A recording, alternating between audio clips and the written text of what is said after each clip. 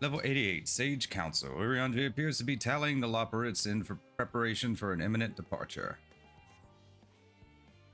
I trust thy time at Mariel Agronomics did bear fruit. Oh, he's being funny now. Our own efforts, too, were rewarded. We now possess an embarrassment of educational riches. No doubt our guests' relentless pursuit of knowledge could occupy them and us for a fortnight. Alas, time is of the essence.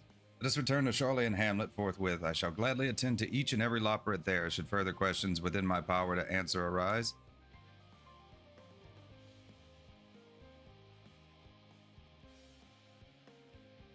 Aw.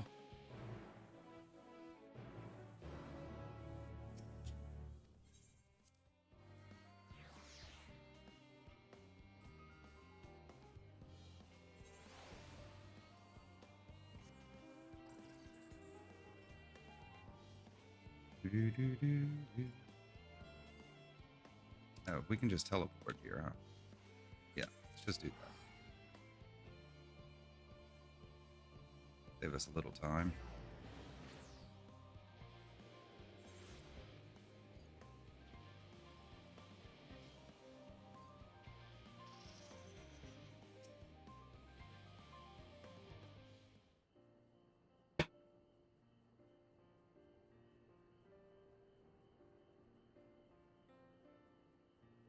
Sigh.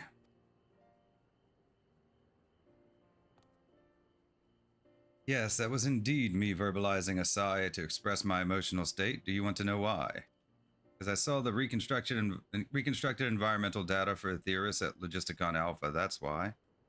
Forest so lovely and so leafy. Are all of your forests like that? The Black Shroud is quite leafy indeed, and a place of utmost tranquility. They're verdant, at least. The trees of Dravania stand particularly proud. You should see the forest of the first. One was purple.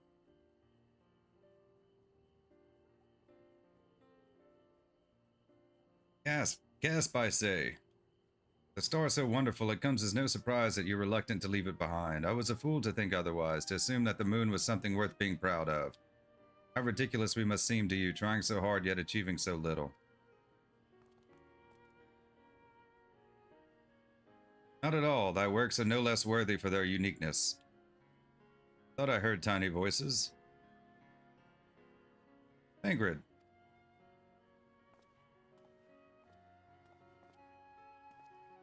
How didst thou fare? Oh, I was able to glean a fair bit from the researchers while helping to move their cargo. Preparations have proceeded without interruption here, despite news of the coming end. We have the forum's leadership to thank for that. That doesn't mean people aren't worried, though, quite the opposite. Knowing disaster could strike at any moment, they hurry to complete their work, equally aware that a single error could be the difference between life and death, and we can hardly tell them there's no cause for concern.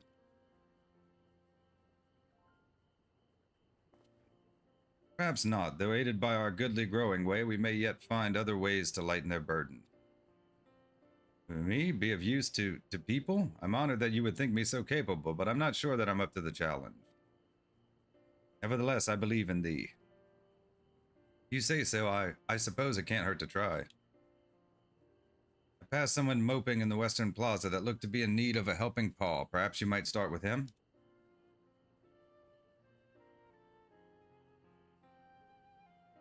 It's a good place as any. Come.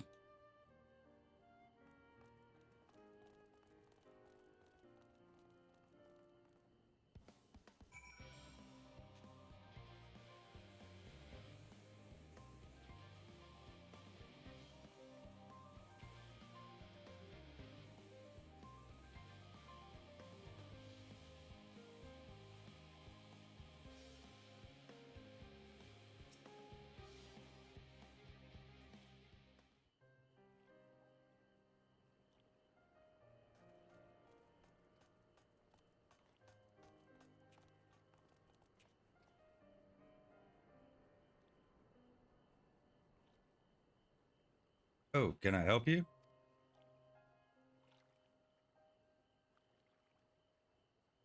It is you who would help me? Is my anxiety truly so obvious?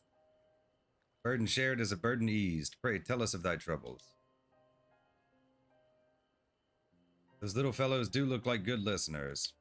I'm an engineer, you see, and what they say of the ship, that it's the sum of decades of Charlian ingenuity, that it's built with peerless, elegant technology, is all true, but I know that none of it, that's a guarantee. We've never before launched a starfaring vessel, let alone flown it to the great expanse. All the tests we've run have been on the ground. Only operational personnel and cargo will be aboard for the first voyage, but even so, if it fails us then, what can we do? And if it doesn't, it could fall apart on the next flight or the one after that.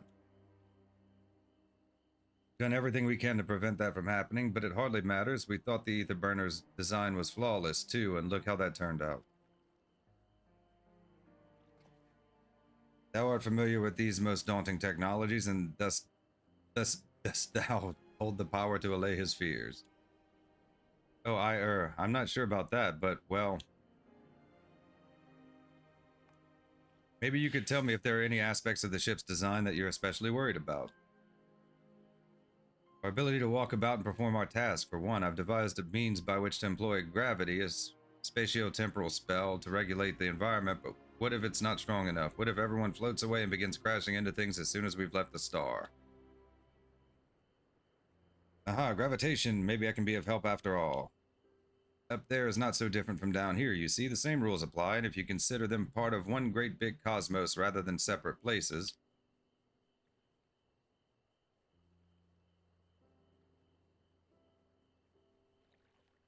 I suspect both parties shall find comfort in this conversation. Yet if Thancred's tale be true, still others would benefit from insights born of your experience. Might I prevail upon the Loperates to attend them? Excellent idea, if I do say so myself. There is naught we'd like more than to ease the hearts of the fine people of Aetheris and learn more about them while we're at it.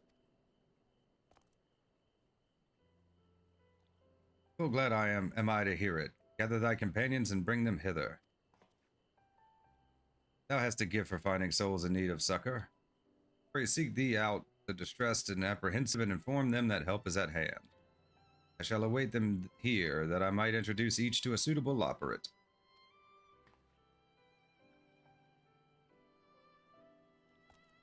Oh, I do so look forward to that. A place for every Loperate and every Loperate in their place.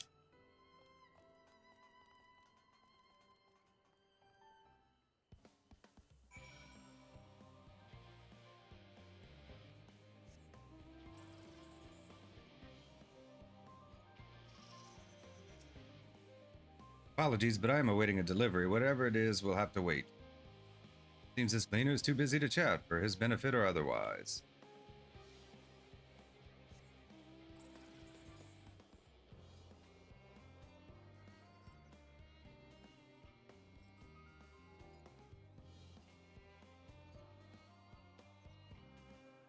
New looking.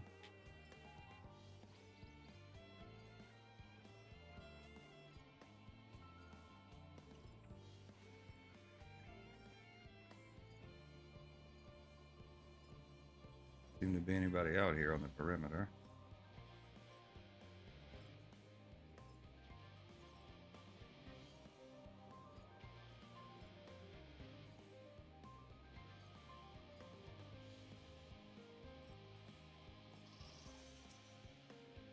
"56 bunches of weeds in the ground. 56 bunches of weeds. Rip one out, head to the mound. 55 bunches of weeds in the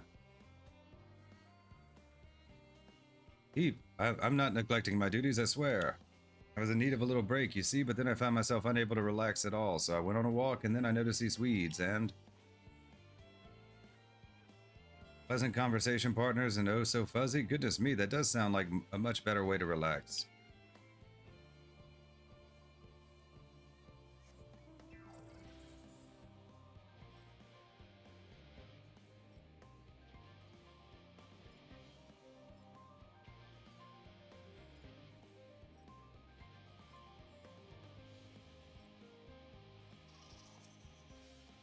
Concerns? Nay, there's no point worrying at this stage. It'll only make the work go that much slower.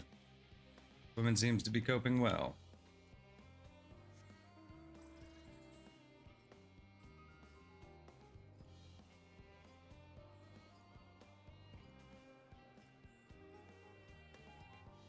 This way, I suppose.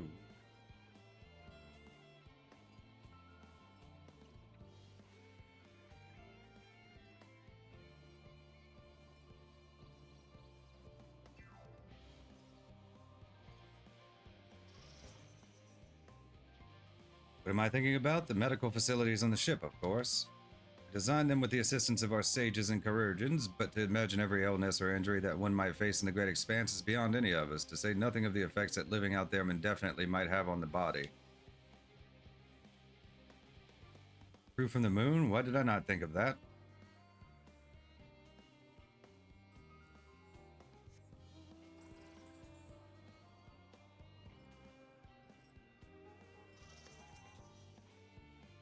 Aha, haha, the end of the world is nigh, yet the work goes no faster. Schedules are such temperamental things, feasible one moment, utter bollocks the next. And yet I've never felt so alive. This one is beyond your help, only sleep can save her now.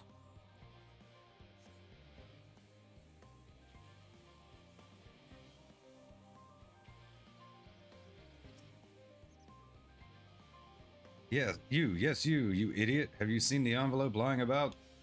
This imbecile refuses to give me the alchemic I ordered without that bloody slip of parchment.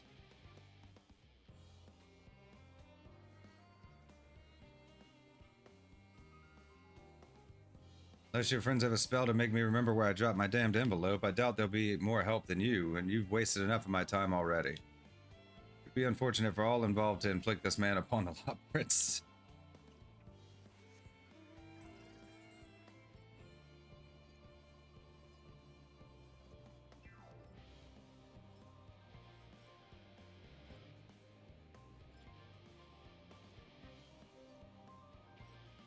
Is there anybody inside? Do we go in? Can we go inside? No. Is there anybody hiding behind the building? Seems very much like something they would. Might there be one on the other side?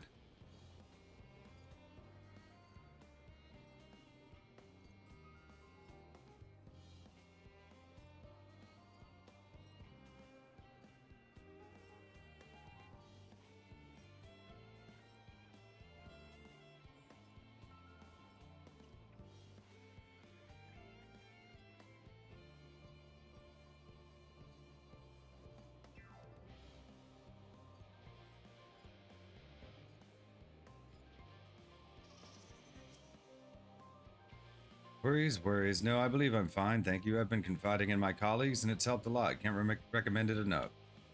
Researcher already has the support she needs.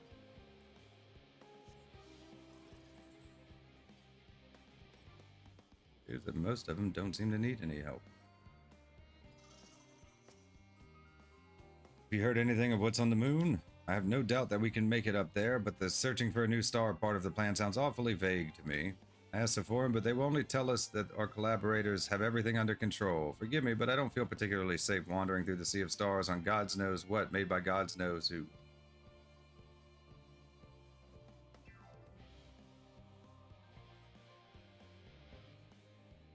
You mean to say that I can speak with them directly? Amazing, I hope they like questions.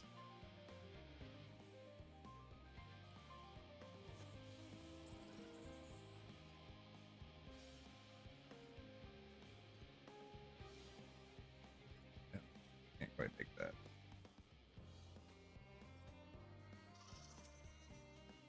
Just leave me to my misery. The forum can appoint someone else.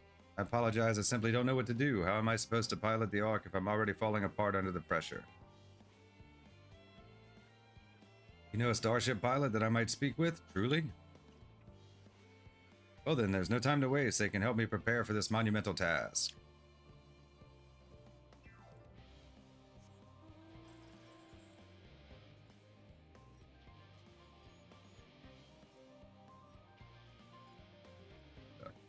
Trying to go around the building. See if there's anyone back here.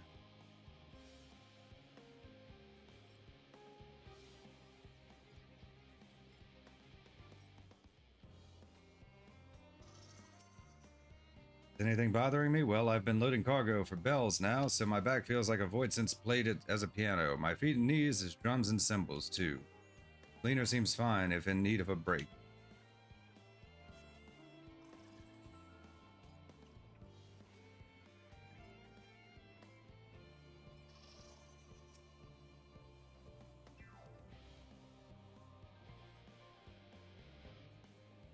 My face? What's wrong with my... Ow. Perhaps I'm a bit tense. I was tasked with ensuring that the proper fauna and only the proper fauna are brought with us to the moon. However, the suitability of a few species is still under debate, and I can hardly make the decision myself when I know so little about the environment up there. Including the Loperates in on our discussion is a wonderful idea. I absolutely will. Thank you. Perhaps their biology itself might offer some clue as well.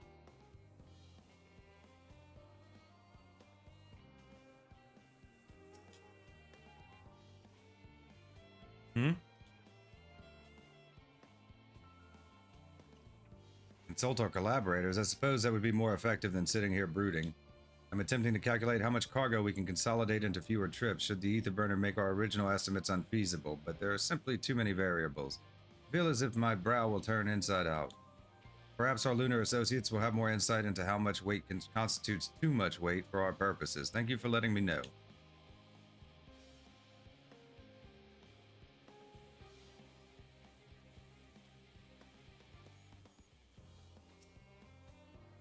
How might I help you? My, what a lovely idea. I too noticed people becoming rather tense, so I rushed out to pluck some fresh and fragrant tea leaves. Now I need only track down 100 or so cups. Don't you worry, I can manage. I hope your plan to cheer everyone up goes well. Woman is doing better than you are. Yeah, she's not having to run around and talk to everybody. I've still got to find 2 more people. No clue where to look. We'll go to the other side of the wall.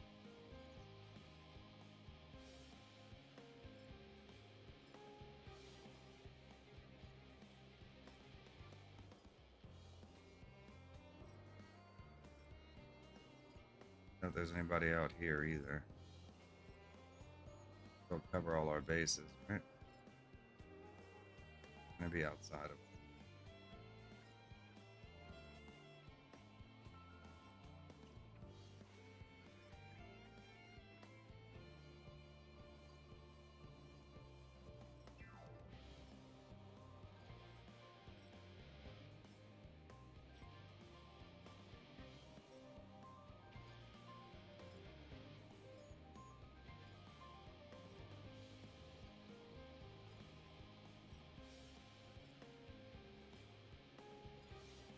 I've been through here, but I don't know if any have popped up. Yeah, I don't believe this one was here earlier. Maybe I just missed it. Lasted assistants, where have they gone off to at a time like this? Beg pardon, but I have not the time for idle chit-chat. I need to reconfirm the other levels are consistent throughout the vessel's machinery, and it seems I shall have to do so single-handedly. I swear when I find those assistants of mine. The operates are willing to help. Why didn't you say so? At least they won't moan about how they checked 24 times already and haven't slept in weeks. Lazy sods.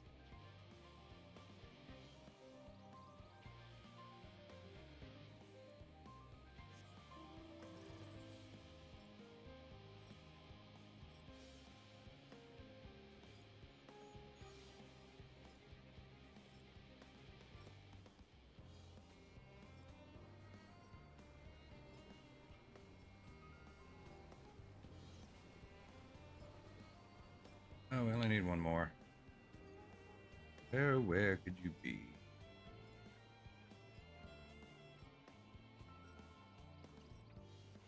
There you are. Maybe. By the gods, my chest is tight. Am I dying? Is this what dying feels like? Oh, do pardon me. I didn't see you there. There is no cause for concern, I assure you. No cause for concern, even though we may need to depart at any moment, and if the hull I designed buckles under the strain, the entire vessel may explode on launch, claiming countless lives and dooming all mankind. But that is highly unlikely. Yes, highly unlikely. Highly. Our visitors can help me triple check for structural flaws, you say? Why, that would be wonderful. I'm breathing more easily already.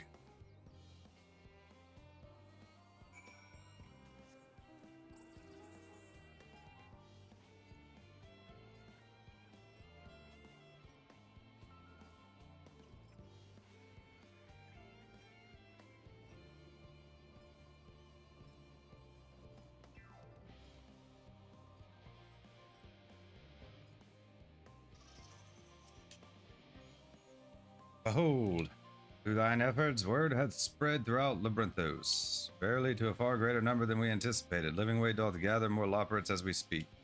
Shall assign each in accordance with their skills, that new bonds of friendship might be forged. The greater matters require not thine attentions. Watch over them, I prithee. Where's the destination? There we go.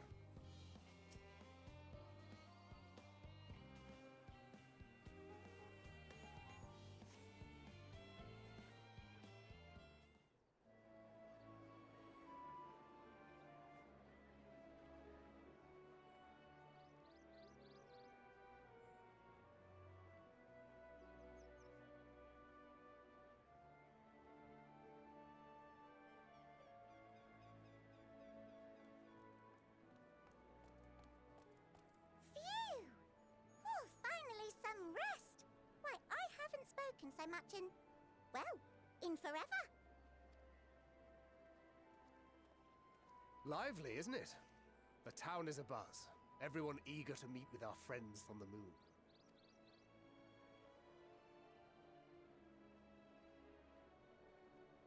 Twould behoove you to consult with Sleeping Way. As our moon's pilot, his advice should be most pertinent. I'm impressed. Truth be told, I struggle to tell one from another. No offense intended, of course.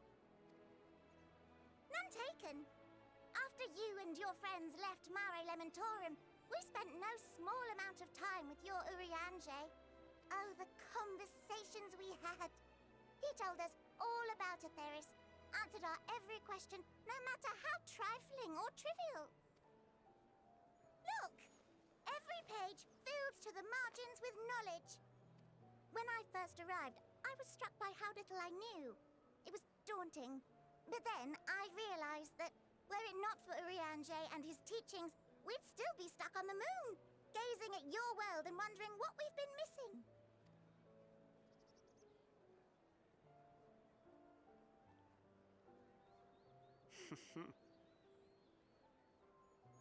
What would they think if they could see Urianger now? I dare say they'd be more than a bit surprised. And impressed, no doubt. Master Louisoix, Minfilia, Papalimo, and not to forget...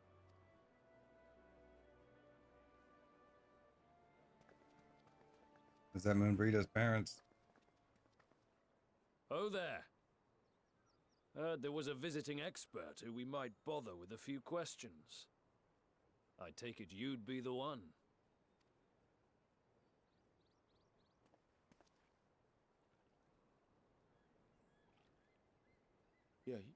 Yes, I am.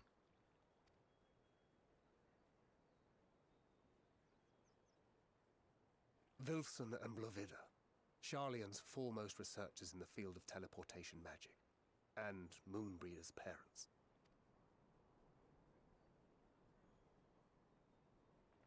It hath been some time. Tis good to see you in good health. Not often he's short for words. Likewise, old friend. Blovida and I were most honored to answer the call.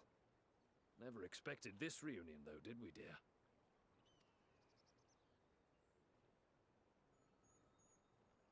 Arthur, the nerve.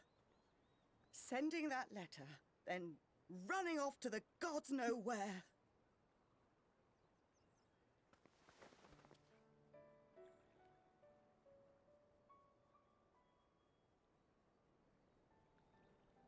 Do you have any idea how worried we were?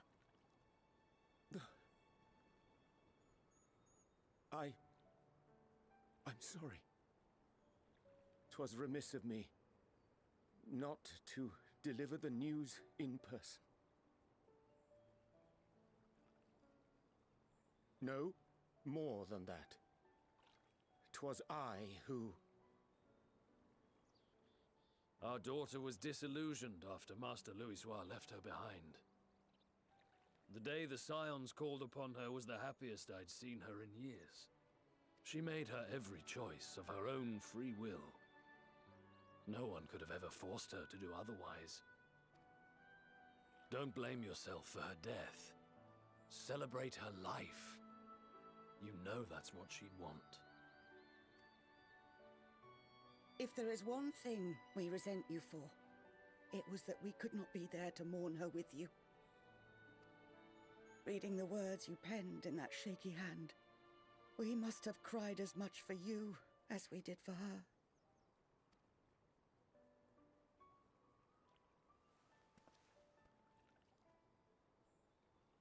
I'm sorry. I truly, truly am. I knew not what to say, knew not how to express my feelings. The poems and platitudes of wiser men, musings on sadness and loss, studied and memorized, and meaningless in the moment. Silly boy. We are all powerless before such grief. Even now, try as I might, the words escape me. But in our hearts, we know, we always know.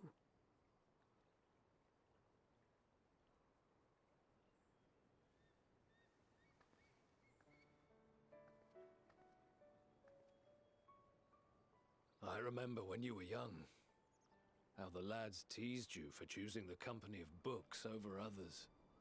Our moon didn't take kindly to that. Be nice to Urianger, she'd shout, and give them a walloping, no matter how many times we scolded her. So we offered a suggestion. Rather than starting fights, why don't you be the bridge between Urianger and the others? She had to mull it over for a while, arms crossed, brow furrowed in intense thought. But from that day on, she never let you be alone. She'd drag you outside to play, pepper you with endless questions, read the same books you read, all to try and understand you that much better. I'm sure it was annoying and exhausting at the time, but she only ever had the best of intentions. And look at you now, at the center of the crowd. The reason there even is a crowd, having brought these people together. You've no idea how proud we are. To see the boy, our daughter, trusted and believed in more than anyone, grow into the man That's sweet. she always knew he could be. I can see her in you too. Feel her. She walks with you wheresoever you go. So thank you, Urianger, for being who you are.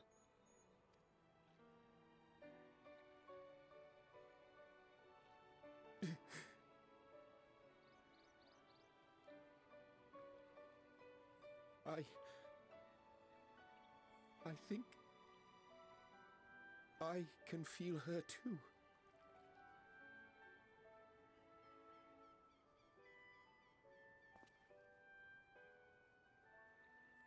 The truth of her life. Not sorrow, but hope and love.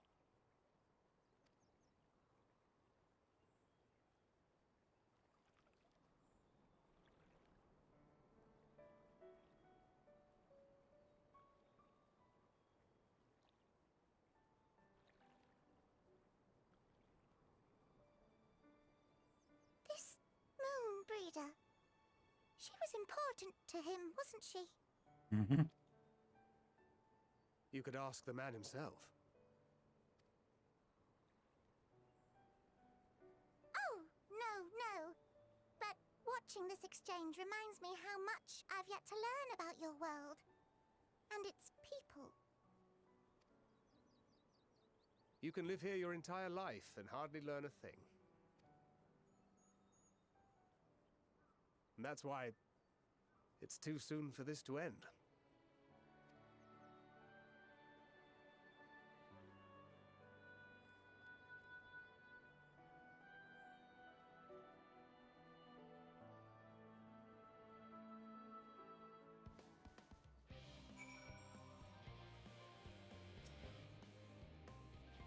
Oh, be assured that I am fine. I am. So glad to see them too after so very long. Gladder still that it was in your company. As difficult as it was to accept their kindness, would have been far harder had I faced them alone. Level 88, Sage Council complete.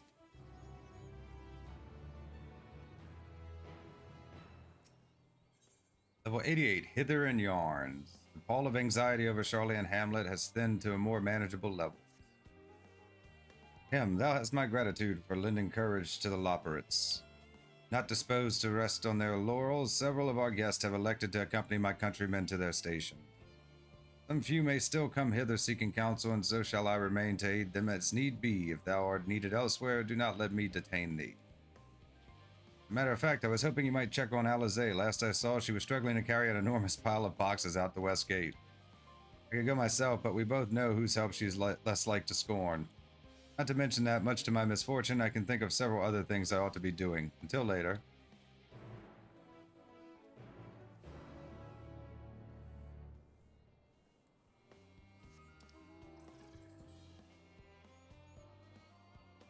Here.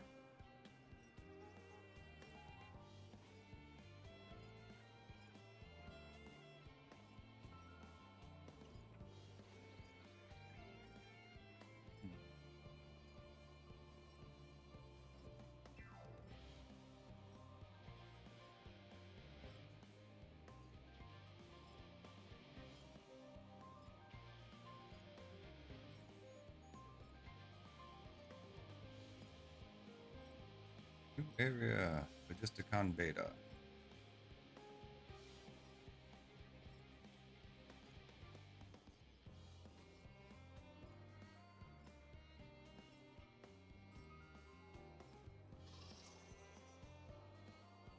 What are you doing out here?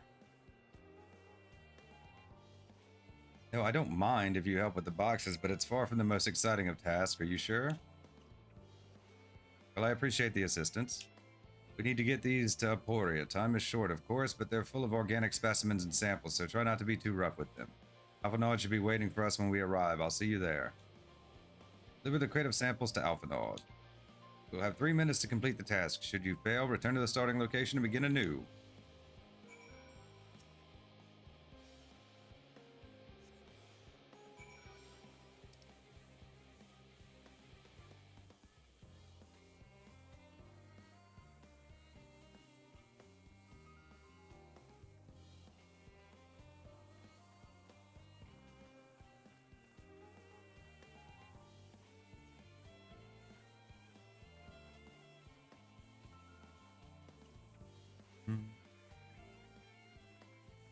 Carrying boxes.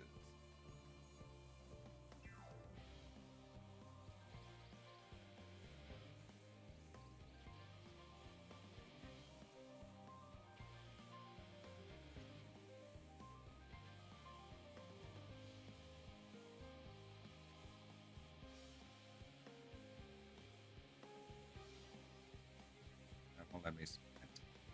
Oh well.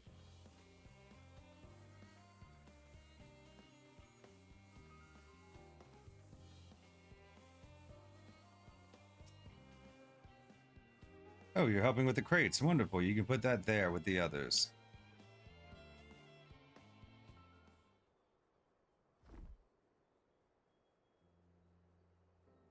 You have my gratitude, but how did you come to be involved in this? Ah, then I suppose I have Thancred to thank as well.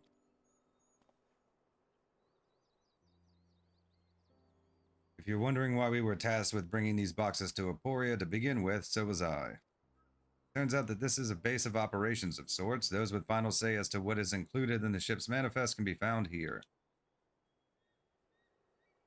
Father included, I suspect.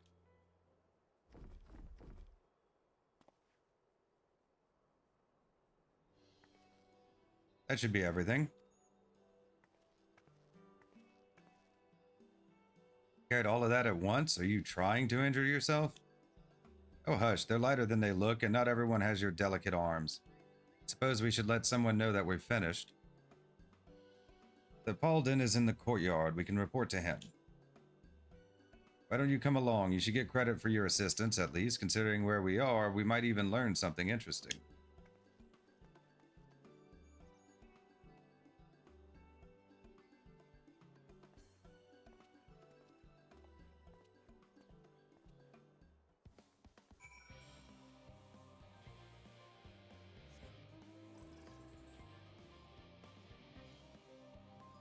Oria.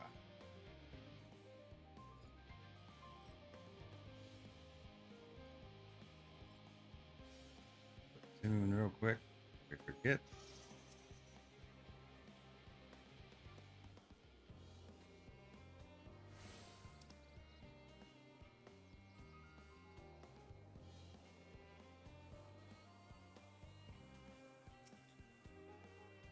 Gods, it never ends, does it? What can I do for you? We brought samples from Charlie and Hamlet, Series 110. The crates are by the entrance. Ah, thank you. I had expected one of my colleagues, but we are dreadfully short-handed. Just a moment. You are Fortunal's children, are you not? Alphanode and Alizé at your service. You're well acquainted with father, I take it? Quite. I've been friends with your parents since our days at the studium. I remember when you were yay-high, waddling hither and thither. Clearly, it's been quite some time since we've met. 'Tis good to see you again, wielding your father's nulliths, no less. You knew our parents when they were young. What were they like? Pray, spare no detail.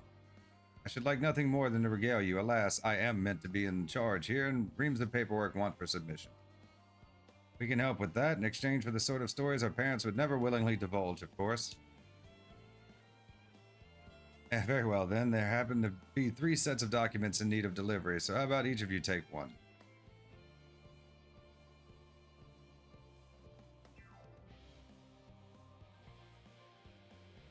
Wait right there.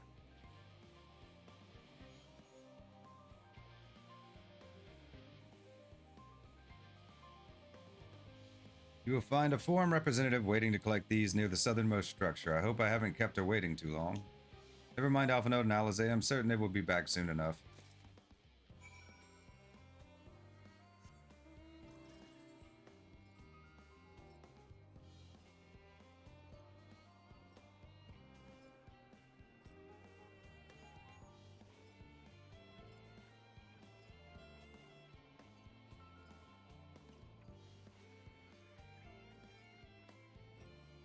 There we go. Are you not one of the scions of the Seventh Dawn? I thought you were meant to be working on the ether burner.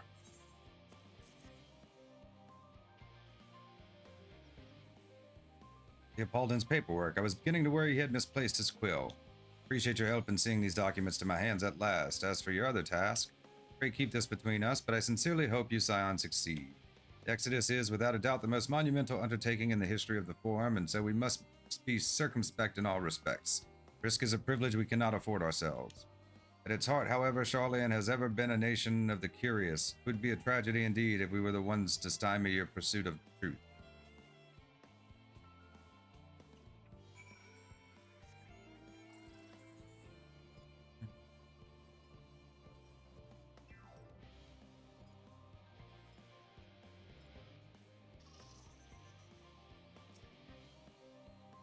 Quick and efficient. I dare say you have a talent for this work. Quinn's papers only needed to be delivered to elsewhere in the facility, so they should be returning any moment.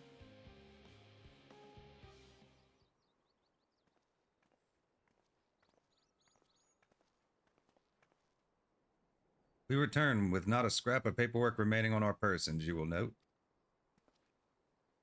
You both have my thanks, and my apologies for sending you on an errand far below your ambitions. Why, even as a babe, you struggled out of your swaddling clothes, and that is quite enough of that, thank you. It was the compromising stories of our parents that we asked to hear, to reiterate.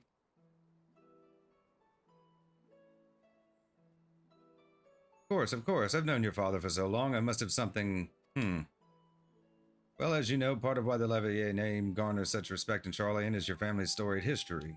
You two can trace your ancestry directly to those who came aboard Yumcraft's Hope, a lineage few can claim. I never thought much of it myself. It's not as though our forebears founded our nation. They were simply there when it happened. Nevertheless, it has traditionally been a point of pride. Because while Yumcraft's pronouncement, renounce the ways of war and pursue enlightenment through knowledge and reason, has ever been our family's creed. To your grandfather's time, Archon Louisois looked not to Yumcraft's words, but his deeds. He asserted in defiance of his peers that choosing to save the great and the small from the rising tides was the true mark of the founder's virtue. Perhaps it was his expertise, his knowledge of ancient prophecy and the fall of civilizations that led him to conclude that to eschew conflict at every turn was to consign mankind to his doom. There will ever be conflict and calamity will follow. Thus, to ignore the plight of those one might conceivably save is not wisdom, it is indolence. You remember his words well, indeed. Archon Louisois lived by that personal creed and used every means at his disposal to bring succor to those in need, Charlian or no. No one loved and admired your grandfather more than his son. Yet Fortunal could not reconcile Louisois' deeds with the philosophy of their forebears and his peers, a philosophy in which he believed so fervently yet made a pariah of his father. Fortunal agonized over this contradiction for much of his life. God's father. Son may carry his father's blood, but his choices are his own to bear. Is it not always thus? Gods know Fortunal is a cranky old goat, so I'm sure you butt heads often enough. Yet even so, you must know that you are constantly in his thoughts, every moment of every day, and that is not an exaggeration in the slightest. You should have seen him when you were born. Barely recognizable he was, with a kind of dumbfounded grin I'd not seen since he first took a fancy to your mother. He was practically skipping when he told me the news. Take my word for it, he loves you to an embarrassing degree. But he is also frustratingly single-minded. Once he's decided that a given action is for the best, he will stay the course no matter who or what opposes him. Profoundly annoying habit when you're on the other end of it, as I'm sure you will agree.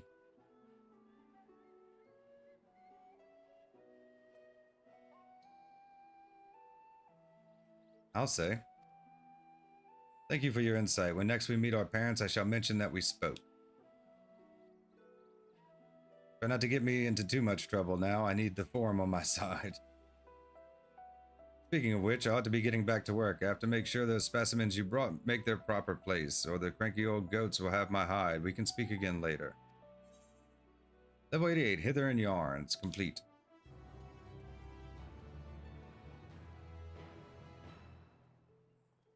Hail, you there, you three. Surely Coco hasn't driven you out of the forge already. For better or worse, no, however, he has set me a task that requires more than my single pair of hands, and here you are. I could use at least one of you, but I won't object to more. Unfortunately, Alizé and I have prior commitments, and we have delayed too long as it is. What about you? Can you spare the time? Perfect. This shouldn't take long.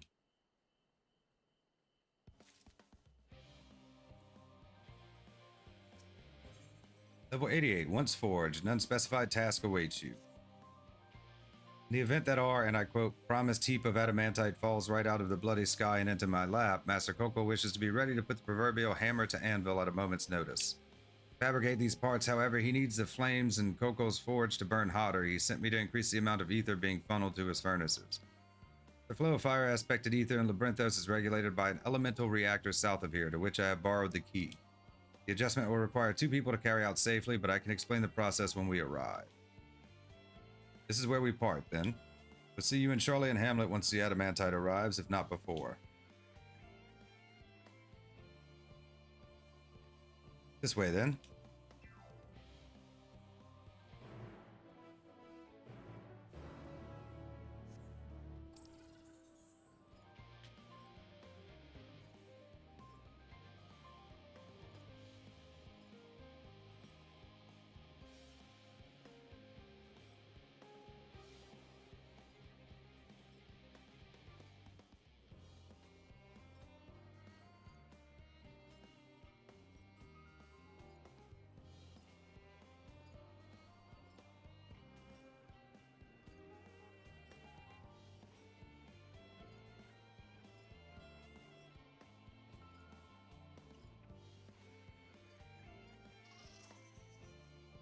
The reactor is housed within this facility. I'll be the one to go inside and adjust the fire ether output. When I do, a rather large amount of water aspected ether will issue from the vent at the top. I expect this to attract at least a few elementals, which we would both rather not be drawn into the reactor itself, trust me. And I ask that you put down any that draw too near. They'll pose little trouble, I'm sure. Wait here, if you would.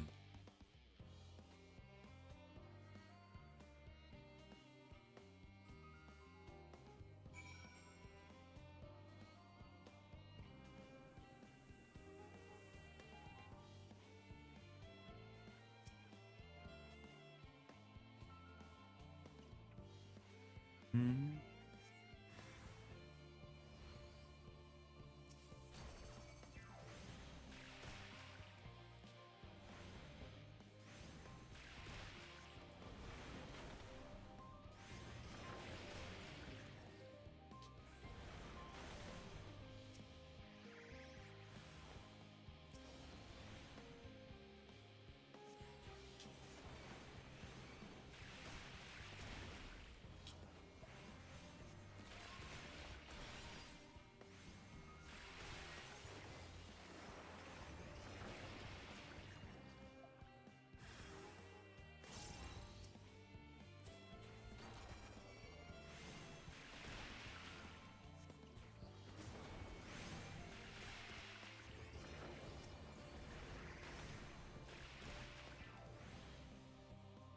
Despair.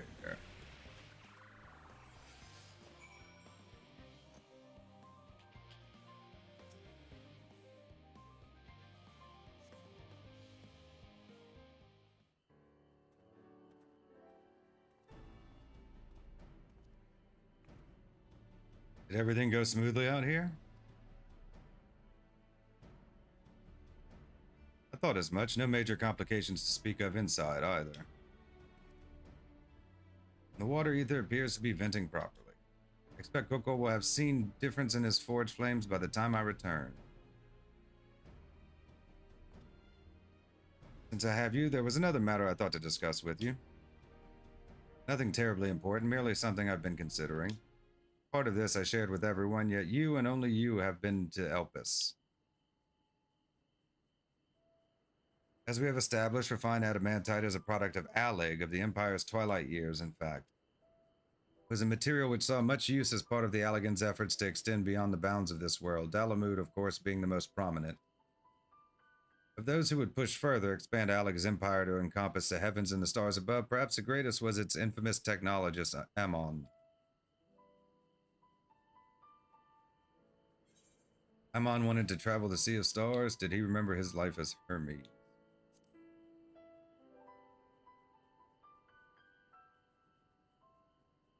He did. He must have had his own reasons, however, for there is no evidence to suggest that he retained memories of his life as an ancient.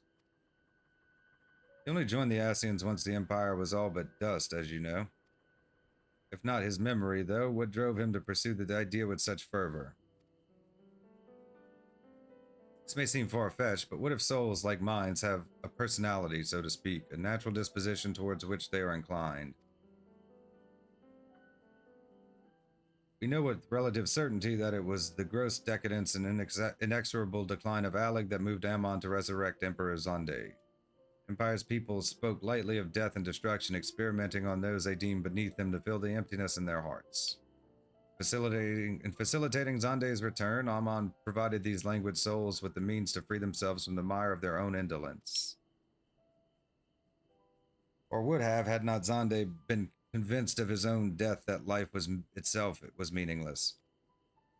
Amon's desire for his countrymen to conquer the heavens could only be a means to the same end, to instill the people with new purpose. Like Hermes before him, Amon was appalled by how those around him lived, but could never bring himself to believe that those lives were devoid of meaning. Both them sought that meaning, that hope, in the distant stars. Such is my theory, anyway. Ultimately, it is the consequences of their actions which matter. Their motives are of no moment, and yet, to reach those stars on wings of adamantite, to travel to the ends of creation and beyond, the promise of hope everlasting, that much I do understand. But enough musing for now. Why don't we see how Kokol is getting on?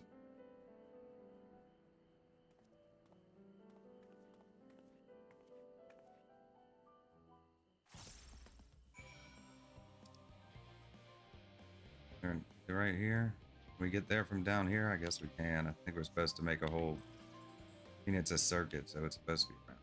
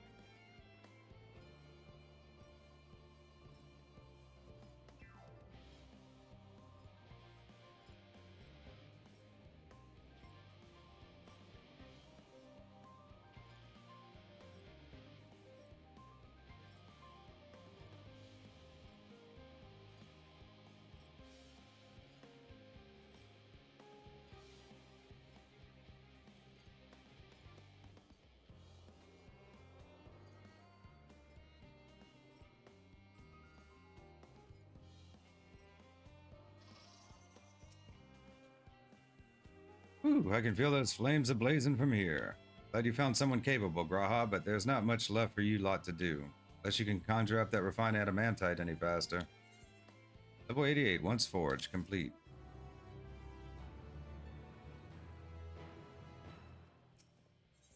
Level 88, Bonds of Adamantite. Corporal Donkall is, as usual, worked up over the ether burner. I do trust you to deliver on your promise, I do, only... I hate waiting, I want that adamantite and I want it now. We share your impatience, I assure you. Is there truly nothing else we can assist with in the meantime? I wish is sitting about's unbearable. Pity the forum frowns on recreational explosions. But so long as they can't prove it was premeditated, get you gone, I've mistakes to make. In that case, I suppose I should go and return the key to the reactor. I'll have one more look to make sure that nothing has gone wrong, unintentionally or otherwise. Certain there are better uses for your time, however. I will join you and Charlie and Hamlet anon.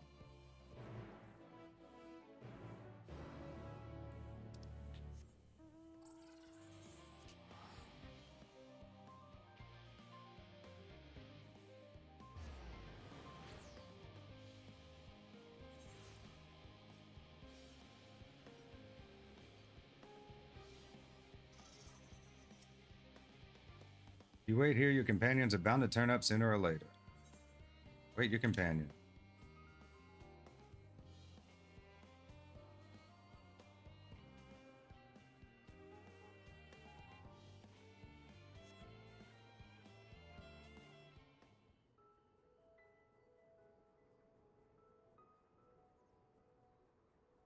All set, I take it? We finished what we could. Delivered supplies, tracked down escaped animals. Trivial tasks as they may be.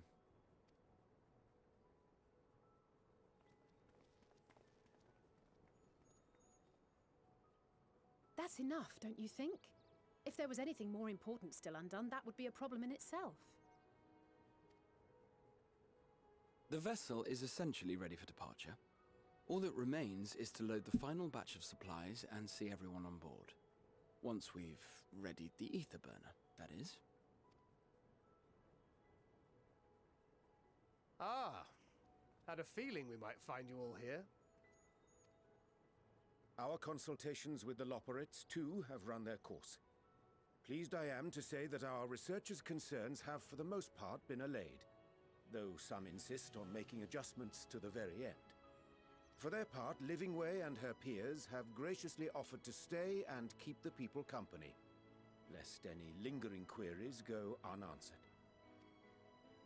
All that remains is to wait for the refined adamantite.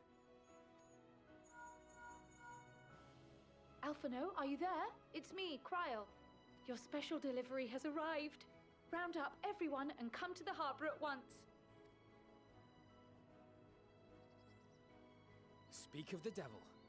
Let us go at once. Let's go.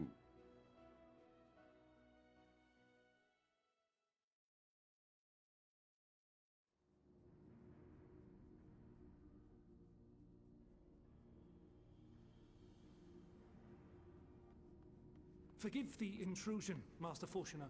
I bring urgent news. A great commotion has broken out in Scholar's Harbor. Your presence is requested, with all speed.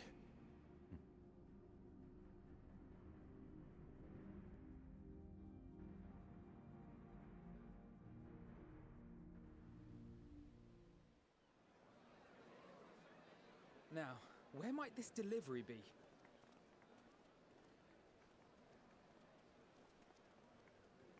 Oh.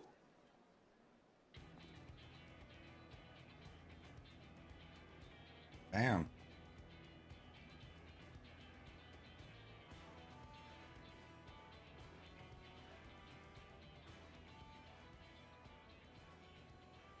I'm sure it's very important, but we cannot accept these without the proper permits. By the 12! Surely, these can't all be.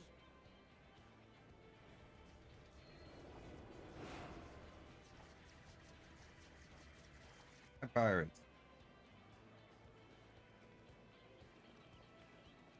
Bleeding hellfire! They're bringing them by sea and by air.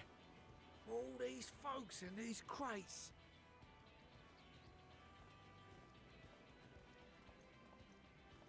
And more on the way. Got your adamantite right here. A bigger haul than any of these sorry bastards brought, and that's no lie. Yes, because you were charged with seeing the shipments from Gridania and Uldar here, along with your own. Give credit where credit is due. Sounds like the sorry whinging of a sore loser. An hypocrite to boot. Ain't no way a scrawny whelp like you took a dozen steps inside a Adamant shard. I'll have you know I went all the way to the entrance. Furthermore, 'twas my contacts that enabled us to enlist the cooperation of the Sky Pirates. Left you outside so you wouldn't get anyone killed, did they? Well then, credit where credit's due, you did a right fine job sitting on your ass. Take that back. Make me. I will not stoop to your level.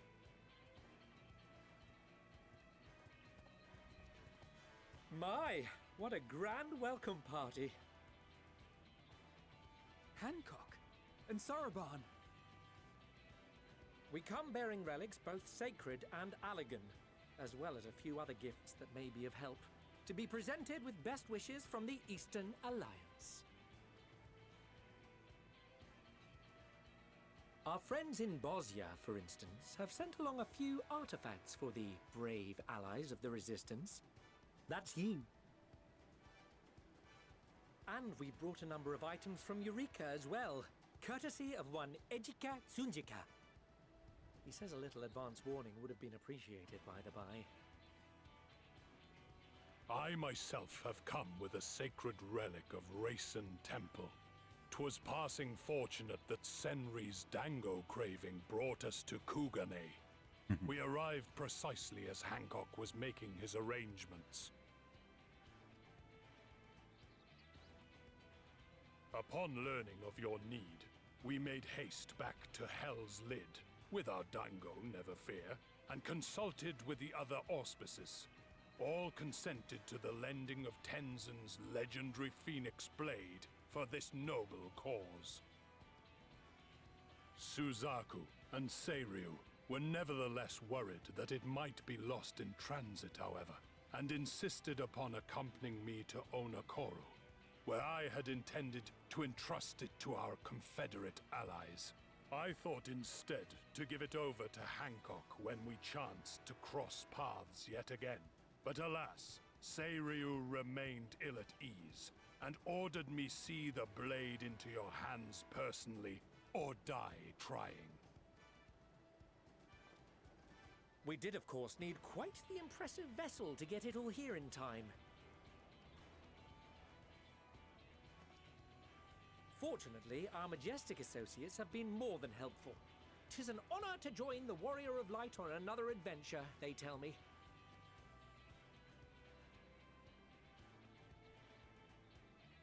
That is all wonderful to hear, but what of the extraordinary cost? I shudder to think of the ransom we must pay for such a bounty.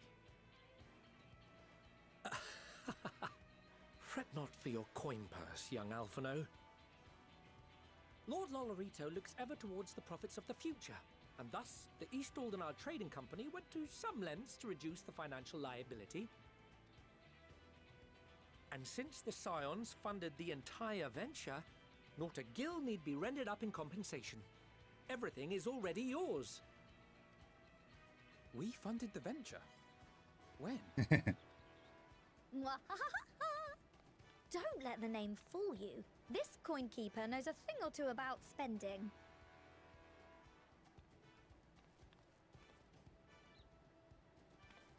When it comes to capital investiture, a sprinkling of gil here and there will not do. You need enough savings to make waves when it really counts, which is why frugality is paramount.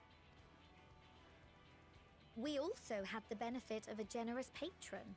Generous being rather an understatement. She has supported us from the shadows since the very founding of the Scions. We even had coffers to fill. Mother!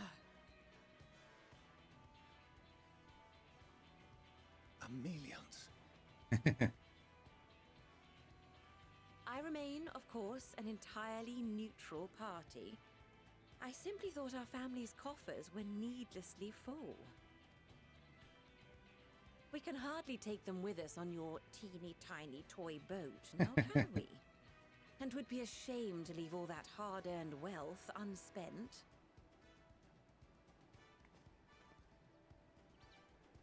Waste not.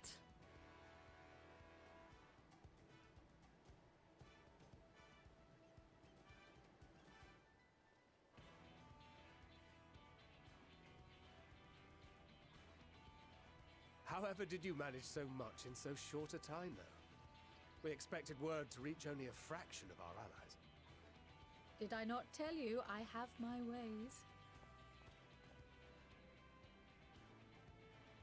Erenville, you were involved too. I received a letter from Kryl after we parted ways in Labyrinthos. She explained what the Scions were trying to accomplish, and why you might soon require the services of the Gleaners, spread across the world as we are. I pray you do not interpret this as a betrayal of Charlie. I accept that the Forum's aim in pushing us to our limits was to preserve what knowledge we have, and I bear you no ill will for it. Yet, in collecting that knowledge, what I came to appreciate most about our star is that there remains so much we do not know. That is why I chose to help the Scions, to combat the obliteration of those countless undiscovered wonders. I held no illusions that they would be less demanding taskmasters, though, rest assured, if I had, I would have been sorely disappointed. To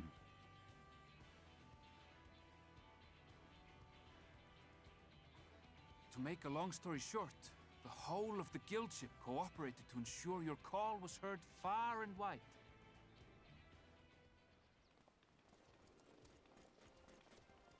Id. Alpha. What's this about a ship that can fly to the moon? And why didn't you mention it sooner? The one time you don't beg my aid, your problem's a bloody ship that can fly to the moon. Sid, you brought the team. Of course. Garland Ironworks' finest. You need only point us towards my new favorite ship. Oh, I nearly forgot.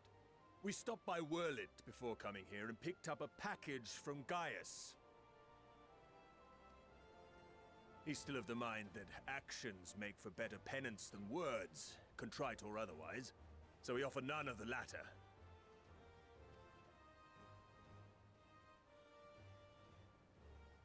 What he sent is an Allegan relic Valens used in his weapons experiments. Has a fair bit of refined adamantite in it too.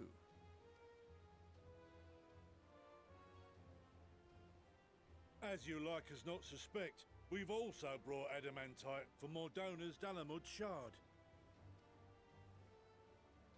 I admit to some consternation upon first receiving Kryl's message. So few Scions remain at the Rising Stones now. Far too few for such an expedition. However, the Gleaners were able to secure us reinforcements. Idleshire's treasure hunters, not least among them. I know. How the Gobbyflock fought. Slowfix's gratitude for the safe return of his daughter has not waned, and he gathered his kin to our side with an astounding quickness.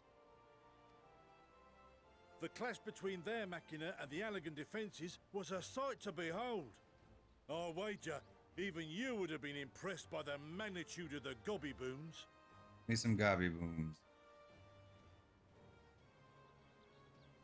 Fascinating as all this is, I fail to see how it explains your presence here. Does Razat Han not have more pressing concerns?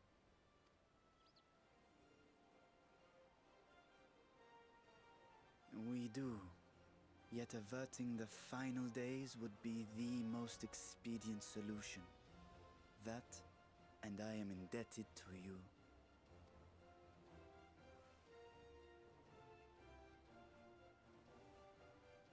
though they chose to take their leave of Thavnair, those you saved in Galimund remain my people.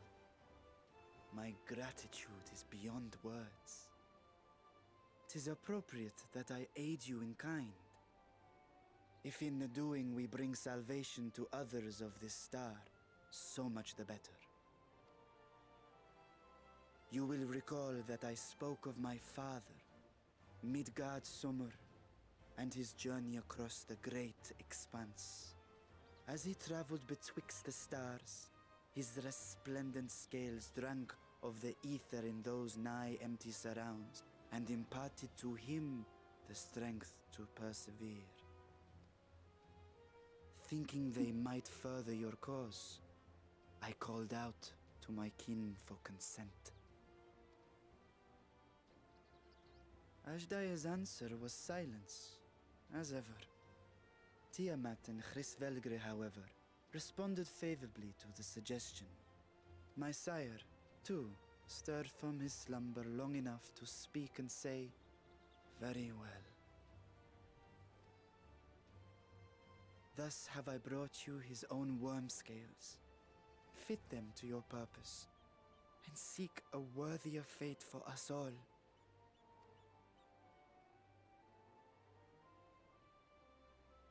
You'd be hard-pressed to find someone else so familiar with the unique properties of dragon scales. So I invited myself along.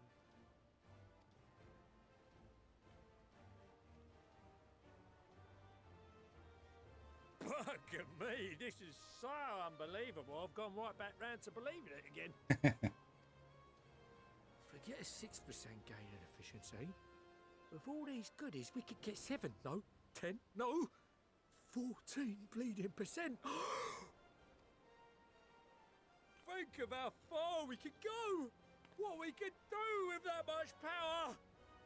What we could blow up.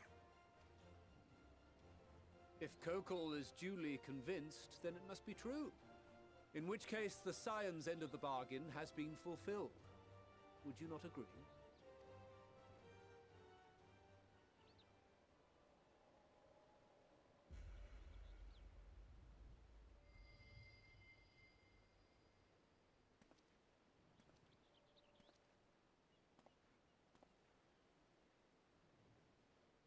Yes, Father?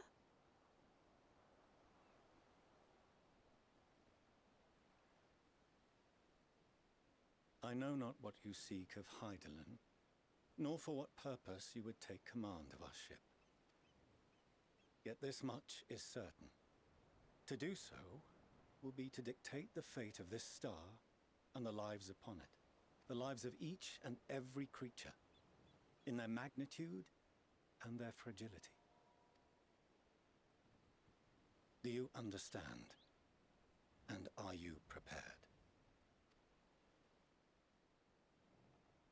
We have seen and we have felt how much each life shapes this world.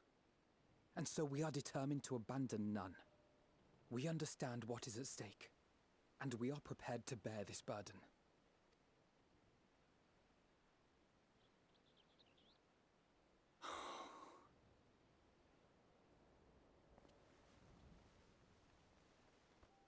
Then I will bear it with you. I beg you, share your struggles with me, as family.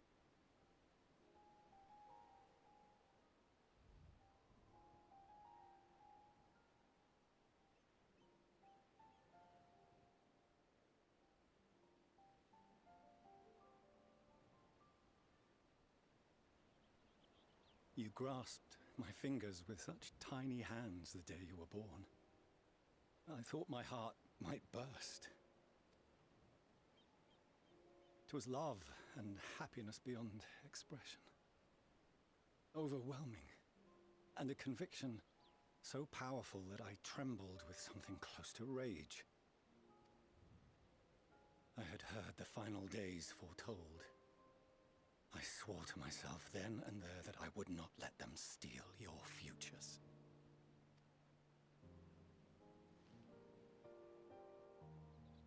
The great exodus would succeed. must succeed. No sacrifice or sin was worse than the alternative. If anything gave me pause, 'twas mine own father. The Archon Louisois openly decried Charlian's policies, a perspective which I regarded with increasing disdain as I grew older.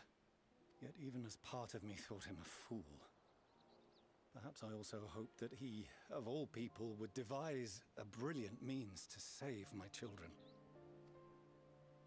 A naive hope, but stubborn enough that I could never bring myself to keep you apart.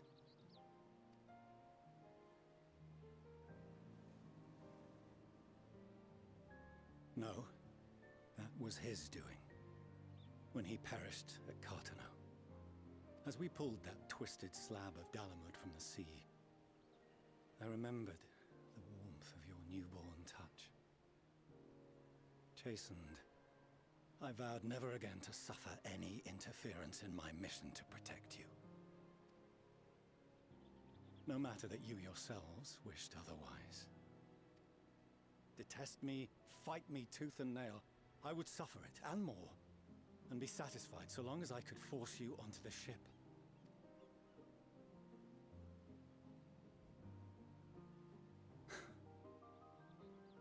I was wrong. You two have grown so much stronger and so much wiser than I dared dream. You have earned the right to walk your own path, and already begun to do so. Good. Because there are things we care about, and people we love, and none of them is replaceable. Not a one. It cannot have been an easy journey for you to have come so far. We shall be glad to acquaint you with the finer details someday, once this danger has passed.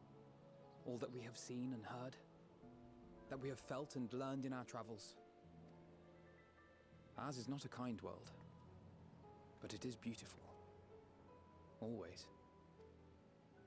Oh no. Are you quite sure that's wise? After all, someone turns pale and flees the room when he sees so much as an envelope containing word of your adventures. Whatever will happen if he learns what you were really up to? Millions.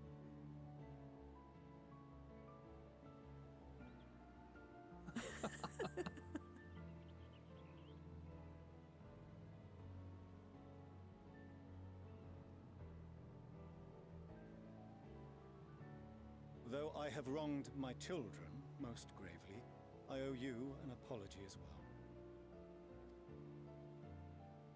I assumed that it was the Scion's influence that made them so keen to charge headlong into danger.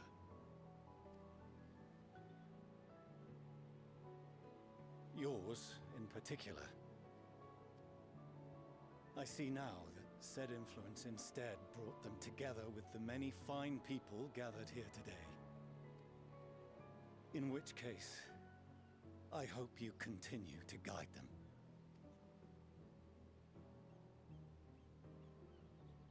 If we finish loitering about the harbor, might I suggest we put our plans into motion? People are beginning to look confused. Perhaps you can spare a few words ere they resume the tedious lugging of cargo. You have no small number of friends and admirers here after all.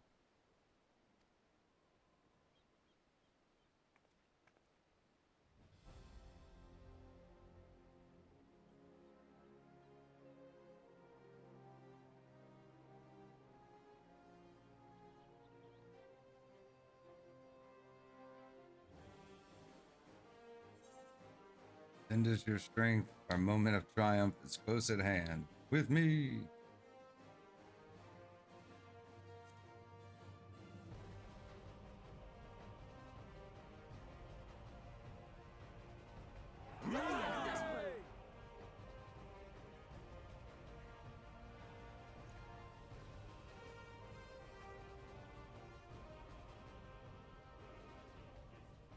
Your assistance is appreciated.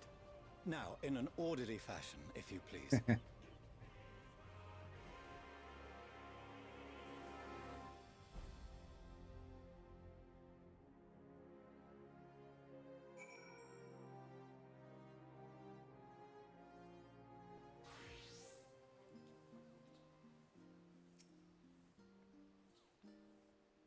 Finally managed to clear the harbor, which means the rest is in the engineer's capable hands. Meanwhile, Father has issued to us an invitation. As was agreed, he will reveal the means by which Heidelin may be contacted. We are to meet him at Aporia when we are ready. Given the vital knowledge she holds, I suggest we leave without delay. Transpires, however, that the forum's method for speaking with her is not without risk. I am curious to hear what those might entail, but regardless, be warned. Most of those who arrived with the Adamantite have offered to stay and see to any remaining tasks that need doing. The forum has already asked for my assistance in overseeing the process, so you needn't worry about a thing. Thank you, Tataru. We're off to Aporia then.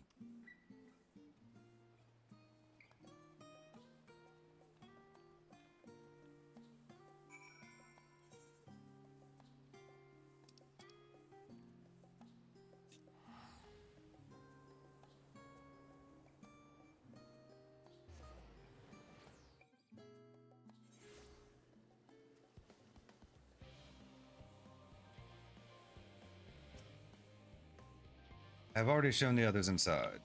You will want to speak with Charlene. She has the key to the lift and can send you down after me.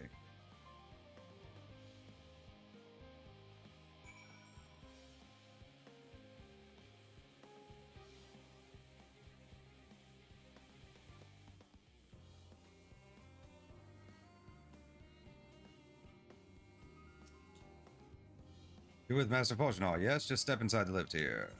Send to the lower levels, yes.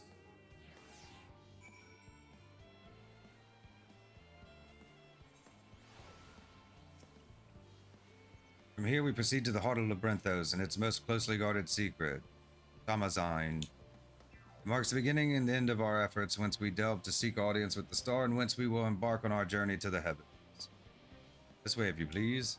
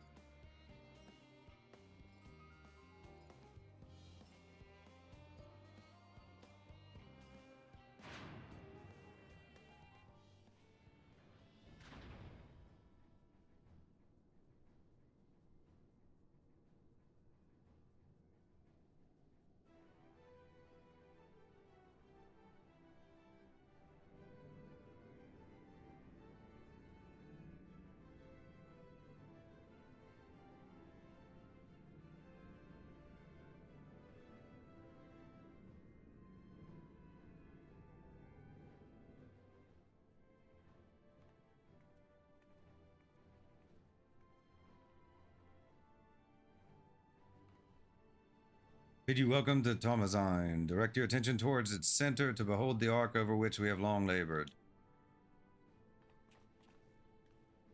Thought it'd be bigger.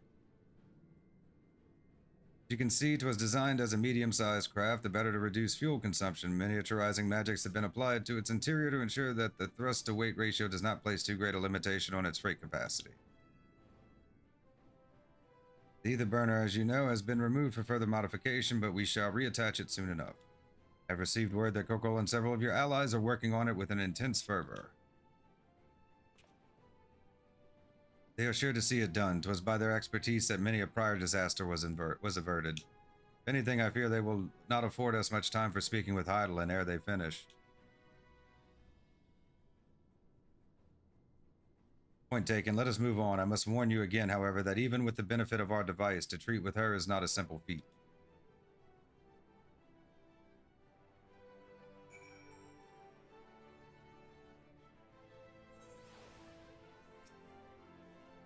I have done what I can to impress upon you the gravity of what lies ahead. Are you prepared? Level 88, Bonds of Adamantite, complete.